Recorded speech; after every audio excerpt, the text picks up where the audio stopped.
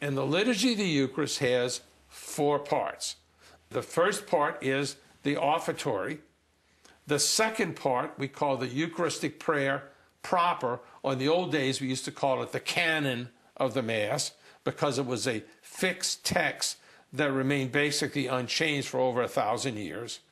Then we have the communion rite, R-I-T-E, and then finally the concluding rite. So those are the 4 parts of the most solemn part of the Mass. Now, Protestant services, to some degree, is somewhat like the first part of the Catholic Mass, which we call the Liturgy of the Word. From this point on, this is radically different, because we understand that our Mass is a sacrifice. Not another sacrifice, but the same sacrifice of Christ that is now made present to us. And the reason the Mass can't be another sacrifice is because the sacrifice of Jesus has never ended.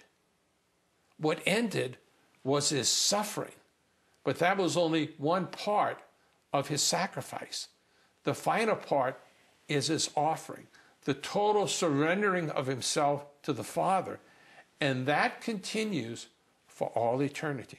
Okay, I've never heard it put that way before. So his suffering is over, but his continual sacrifice and offering of himself to the Heavenly Father, it's eternal, goes on forever. Because Jesus in heaven is not a retired high priest.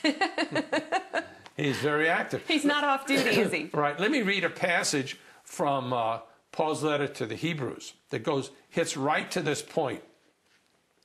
This Hebrew, verse 24, he says, "For Christ has entered not into a sanctuary made with hands," meaning the temple in Jerusalem, a copy of the true one, it's a copy of the heavenly temple, "but into heaven itself, now," notice, not in the past, now, "to appear in the presence of God on our behalf."